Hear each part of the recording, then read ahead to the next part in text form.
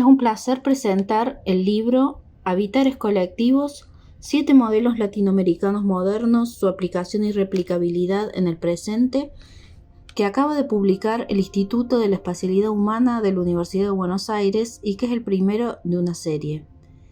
El libro es una producción colectiva, fruto del trabajo de investigación proyectual de estudiantes, profesores y profesoras del taller Forma y Proyecto, que ha sido acompañada además por textos de autoras y autores latinoamericanos de gran trayectoria. Agradecemos a todos por construir conocimientos sobre estos contenidos indispensables. Fue bueno repasar, aunque conocí el libro, por supuesto, repasar esta charla, porque me permite ir al nudo de lo que quiero compartir con ustedes. Voy a ser lo más breve posible, que es la idea de arquitectura y Estado. Yo sé que Estado es una palabra que hoy día está bastante devaluada, por lo menos por una parte de la sociedad argentina, pero sin este ejercicio no existiría sin el Estado. Este ejercicio que la cátedra les propuso y que ustedes contribuyeron con su fuerza, con su convicción a que hoy lo pudiéramos ver. Por eso esas ciudades tienen autores, y los autores no son únicamente técnicos, son políticos. Y tienen al pueblo de atrás que ha sabido elegir a esos políticos. Como Alberto habla de la necesaria contextualización de estas obras, para qué fueron producidas, en qué momento, bajo qué circunstancias, circunstancias en parte repetibles y en parte irrepetibles, ¿no? O cómo serían las circunstancias de generación de productos como estos hoy. Hay otra cuestión también que tiene que ver con esta cuestión de entender la arquitectura como una producción cultural o entenderla como una creatividad a la vez lenta, que es que la creatividad debe alimentarse con los materiales del oficio, digamos, ¿no? Y si nosotros no conocemos esto, estamos como obligados a inventar la pólvora todos los días. Digamos, si en el día de hoy tenemos que construir, como nuestro país necesita, un parque de vivienda inmenso, por el déficit habitacional que tenemos, no solo para los sectores de escasos recursos, también para los sectores medios, ¿no? La problemática de los alquileres, etc. ¿Cómo podemos empezar a proyectar una vivienda sin saber que está todo esto por detrás? No para copiarlo y traerlo hoy de los 50, los 60, los 70 al siglo XXI como si nada hubiera pasado, sino para saber que ese es el piso del cual tenemos que partir, ¿no? Y por eso esta cuestión de los materiales de proyecto, y por eso está en la lectura de los proyectos, y que el proyecto es una actividad creativa a partir de una realidad y un contexto concreto, ¿no? Y que esas dos cosas no son opuestas, ¿no? Lo que somos y lo que queremos ser, está en juego ahí. Y veladamente ese es otro objetivo del cursado. En el taller Forma y Proyecto focalizamos la investigación proyectual en el hábitat urbano latinoamericano, analizando ejemplos de vivienda colectiva moderna de alta densidad paradigmáticas, productos de distintas modalidades productivas y de distintas estrategias proyectuales arquitectónicas y urbanas. Para llevar adelante dicha investigación, los ejemplos son sometidos por los estudiantes a lecturas, reconociendo su inserción en el tejido urbano, sus técnicas configurativas, su estructura abstracta y su imagen relacional, valiéndonos de maquetas y dibujos que develan y hacen evidentes estas categorías y estas estrategias que generalmente se mantienen subyacentes o poco visibles en los proyectos. Terminada la instancia de lectura y análisis, los equipos de estudiantes formulan resignificaciones de los proyectos, abordándolos sobre una manzana urbana de la ciudad de Buenos Aires, conformando distintos teselados que, junto a los producidos por otros equipos, constituyen una serie sobre el mismo material de base. Este trabajo permite a su vez la asociación colectiva entre equipos, completando la producción y contrastando conclusiones y derivaciones. La experiencia pedagógica finaliza con el abordaje de un trabajo entre la totalidad de los estudiantes, donde se producen articulaciones formales de los teselados producidos en una estrategia posible de construcción de ciudad. Estas instancias de lectura y proyecto individuales, grupales y colectivas tienen por objeto hacer conscientes y ejercitar las relaciones estratégicas y tácticas de mutua determinación entre las herramientas de dibujo, estrategias de proyecto y producto forma, generando herramientas para la práctica cotidiana del proyecto. O Conjunto Residencial do Pedregulho, localizado na cidade do Rio de Janeiro, é uma obra emblemática da arquitetura moderna brasileira. Foi construído na década de 1950, a partir de um projeto do arquiteto Afonso Eduardo Ride, junto com a sua companheira Carmen Portinho, que era diretora do Departamento de Habitação Popular da Prefeitura do Rio de Janeiro. O conjunto expressa uma concepção de cidade de arquitetura realizada pelo casal, que visava promover possibilidades de melhoria de habitação para os funcionários da Prefeitura do Rio de Janeiro. O conjunto é concebido dentro da ideia de uma unidade de vizinhança, onde todos os serviços necessários à habitação seriam contemplados. É ícone desse projeto a grande lâmina de habitação serpenteante, que é o bloco A, que conta com apartamentos duplex e apartamentos conjugados. Além desse, foram previstos outros 2 blocos de residência, que são laminares e tem cerca de 3 dormitórios. Completam esse conjunto o complexo da escola, com piscina, ginásio e vestiário, e também o posto de saúde, junto com o mercado e lavanderia pública. Carmen Portinho era uma feminista e muito preocupada com os direitos das mulheres trabalhadoras. Então, todo o conjunto previu uma série de facilidades que pudessem endereçar os trabalhos cotidianos de cuidados da mulher trabalhadora. A linguagem moderna, realizada pelo Afonso Eduardo Ride, expressa de maneira única e clara todo um arranjo com o terreno e também com os elementos locais da arquitetura brasileira, como brises, cobogós, além de fazer uma junção com as artes, com azulejos decorativos e obras de arte também de artistas famosos brasileiros. Hola, soy Isaura González Godínez, les saludo desde la Ciudad de México y me da mucho gusto haber formado parte de este proyecto Habitares Colectivos, en el que se revisaron varios conjuntos habitacionales de la modernidad, pues para conocer cuáles son sus valores y sobre todo cómo los podemos replicar en el presente. En el caso de México, el conjunto que analizaron los estudiantes y en el que me invitaron a mí a desarrollar un breve texto es el Centro Urbano Presidente Alemán. Este fue el primer multifamiliar moderno de México y bueno, puede ser que incluso de América Latina, eso habría que verificarlo.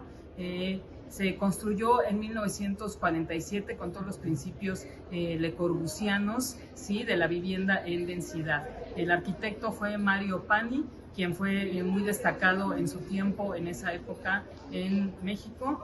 Y bueno, él propuso vivienda en densidad, o sea, en un principio la idea era hacer ahí una serie de casas y finalmente el arquitecto pues convenció a la Dirección General de Pensiones de realizar un conjunto pues donde se ocupó nada más el 30%, digamos, de la superficie del terreno, la huella de los edificios y todo el resto para jardines, y es una mini ciudad. Hoy que hablamos de usos mixtos, pues este conjunto es un ejemplo de lo que son los usos mixtos, ya que contiene desde luego vivienda en 3 soluciones distintas en los departamentos, una clínica, albercas, áreas deportivas, comercios, en fin, es una mini ciudad dentro de la ciudad que marcó un cambio de paradigmas en las soluciones habitacionales en México. Hola, soy Enrique Larrañaga y participo en esta compilación analizando la unidad residencial El Paraíso que Carlos Raúl Villanueva diseñó y construyó entre 1952 y 1954 en Caracas. Cuando Villanueva diseña El Paraíso, ella, una figura en la escena venezolana, había concluido en 1945 la reurbanización del Silencio, casi 800 viviendas, comercios y oficinas cerca del centro de la ciudad, en un modelo de ciudad compacta y multifuncional, entonces convencional y hoy deseable, y desarrollaba desde 1944 la ciudad universitaria de Caracas. La propuesta del Silencio, como los primeros planes para la ciudad universitaria, eran claramente academicistas, pero en 1952 Villanueva inicia en el campus un cambio radical en su agenda proyectual, acercándola a la modernidad ortodoxa. El éxito del Silencio había hecho que la agencia promotora, el Banco Obrero, fundado en 1928 como instancia de asistencia financiera, asumiera el desarrollo de los proyectos y así creara el Taller de Arquitectura del Banco Obrero, TABO, que dirigió Villanueva y ensambló Carlos Celis Cepero, su colaborador en El Paraíso, primera obra producida por ese TABO. En El Paraíso, Villanueva y Celis adoptan el modelo Unité de Le Corbusier, de modo que al dato quizá accidental de la creación del TABO ha de sumarse el profundo viraje conceptual que significa concebir edificaciones como ciudades en sí mismas, marcadas por un voluntarismo optimista que hoy luce hasta ingenuo. También El Paraíso inicia la colaboración de pintores en obras de arte integrales, dirigidas, en este caso, a profesores universitarios por la cercanía del conjunto a la universidad. En este sentido, El Paraíso es un testimonio tan importante en términos históricos como arquitectónicos, y en ambos marca un hito en el desarrollo de la carrera de Villanueva, la formación de nuestra ciudad y las estrategias de vivienda pública asumidas desde entonces. Hola, soy Alina del Castillo de la FADU de Laudelar. Escribí para este libro una breve reseña del conjunto habitacional Boulevard Artigas, más conocido como Complejo Boulevard, construido en la primera mitad de la década del 70 en el marco del sistema cooperativo. Fue asesorado por el Centro Cooperativista Uruguayo con proyecto de los arquitectos Sprechman, Vilieca, Villamil y Bascans. Es quizás la obra más emblemática de vivienda colectiva del Uruguay, una obra que rompe varios moldes en su momento.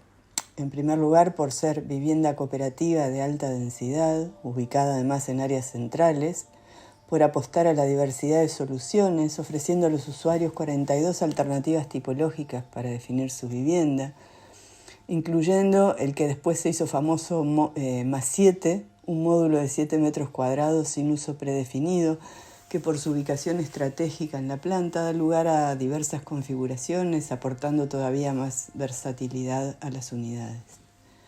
La centralidad de los equipamientos colectivos, el tratamiento de la topografía, la sutil introducción del ambiente urbano al interior del conjunto a través de puentes y pasarelas pavimentadas con baldosas de vereda, genera multiplicidad de situaciones espaciales y posibilidades de apropiación y de uso colectivo por parte de los vecinos. El estado de conservación y las dinámicas de uso que el edificio manifiesta actualmente, a 50 años casi de su inauguración, dan cuenta de la articulación entre un sistema de gestión más que eficiente, que es el del sistema cooperativo de propiedad colectiva, con un proyecto de cualidades excepcionales. El barrio Curapaligüe, o Simón Bolívar, se enmarca dentro de las políticas públicas que desarrolló el primer peronismo entre 1946 y 1955. El Estado argentino ejecutó un plan inédito hasta el momento en materia de vivienda, marcado no solo por la cantidad de unidades construidas, sino también por su calidad. Casi 300.000 créditos fueron directamente otorgados por el Banco Hipotecario Nacional en todo el país, y a eso se le sumaron los desarrollos que realizó la Fundación Eva Perón, alcanzando un total de alrededor de 500 millones de viviendas en apenas 9 años. En el caso de la ciudad de Buenos Aires se abordó tanto la construcción de viviendas individuales bajo el concepto de ciudad-jardín, como la edificación de conjuntos habitacionales colectivos, donde se incorporan dos variantes del monobloc, el modelo de origen alemán, el Siedlungen, y el bloque de raíz corbusierana, que tiene mayor densidad y altura. Entre 1948 y 1954 se construyen 4.932 unidades funcionales en la capital, distribuidas en 645 viviendas individuales, un caso emblemático es el barrio Juan Perón, por ejemplo, y 4.287 con el prototipo de vivienda colectiva en barrios como Los Perales, el 17 de octubre y el propio Simón Bolívar. En el caso de la vivienda individual, en general respondía a la política de construcción sobre lote propio y además adopta un lenguaje más tradicional representado por el charlet pintoresquista o también llamado californiano, que fue impulsado sobre todo por la Fundación Eva Perón. En el caso de los conjuntos de vivienda colectiva, se optó por un enfoque más racionalista que atendía necesidades funcionales, tiempos de ejecución más precisos y economía de recursos. En este contexto, el Simón Bolívar va a surgir como un ejemplo de este último modelo, del modelo corbusierano. Fue diseñado por el arquitecto Héctor Farina Rice y financiado por el Banco Hipotecario Nacional para la Administración Nacional de Vivienda. Se inaugura en 1953. Hola a todos, soy Humberto Elías de Chile y voy a presentar el artículo correspondiente o el capítulo correspondiente a la unidad vecinal Portales, realizado en Santiago de Chile. Voy a ir directamente al de Chile, está muy bien escogido, es uno de los conjuntos más notables de vivienda colectiva, yo diría, de toda la historia de Chile. Ha merecido muchos premios, muchas publicaciones, y fue hecho entre el año 52 y el 58 por los arquitectos Valdés, Castillo, Bresciani y Huidobro. Y ustedes podrán ver en la publicación todos los planos, los detalles, las fotografías del conjunto. Y es un ejemplo de la década donde mejor se hizo arquitectura colectiva en Chile, que no ha sido superada en ninguna época de la historia a pesar de los buenos estándares que ha alcanzado la arquitectura chilena. En esa década se hicieron conjuntos habitacionales de este tipo, como la Villa Olímpica, como este mismo, en Arica, en Antofagasta, en Concepción, además en todo Chile. Y este es quizá el más notable. Este conjunto tiene algunos elementos que lo hacen notable y que son los siguientes. Primero, la innovación. Este es un edificio que introduce varios elementos de innovación en cuanto a la tipología, a la combinación de casas, departamentos bajos, departamentos más altos, automóviles, parques, centro comercial, etc., que lo hacen bastante único. La diversidad tipológica y la diversidad de tipos de familia que acoge, la separación del vehículo con los peatones, etc. Otro elemento que es notable es que es uno de los pocos edificios de vivienda social que aporta simultáneamente a la cobertura de vivienda social, o sea, provee cantidad, son más de 1.000 unidades viviendas, y aporta la calidad. La calidad arquitectónica es innovadora, es una tipología, investiga tipologías nuevas que obviamente están referenciadas con los grandes conjuntos hechos después de la posguerra en Europa especialmente, y por lo tanto introduce calidad. Y es uno de los edificios que articula bien calidad con cantidad. El conjunto residencial San Felipe es el experimento más importante de vivienda social que se ha hecho en el Perú. No solo por ser la culminación de un proyecto político mayor de modernización del país, sino también por ser un ejemplo de arquitectura de calidad y de diseño urbano innovador para esa época. Esto es el resultado o la consecuencia de la investidura de Fernando Belaúnde Terry, arquitecto decano de la Facultad de Arquitectura de la Universidad Nacional de Ingeniería, como presidente del Perú en 1963, en donde inicia un gobierno con un ambicioso plan de construcción de vivienda colectiva que fue presentado como un nuevo vehículo de desarrollo e integración social y cultural del país. Esto hace que San Felipe se convirtiese rápidamente en la imagen del cambio, en la imagen de ese nuevo país.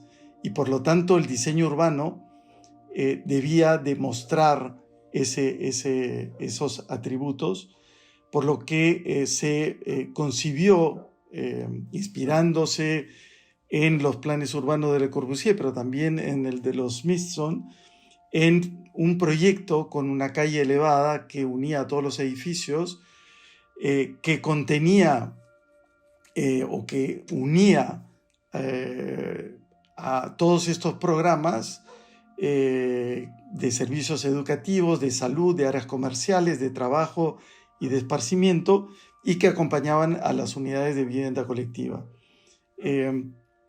Además, el hecho de haber enterrado los estacionamientos hacía que se liberase el suelo a nivel de calle, y así este proyecto en su plan inicial, a pesar de ser vivienda colectiva de alta densidad, ofrecía también a Lima un gran parque urbano de acceso libre. Este plan luego fue reducido por razones económicas, pero el espíritu continuó y hoy es considerado como el proyecto más generoso de vivienda de cualquier tipo en Lima, por estas condiciones de relación de áreas verdes con densidad habitativa.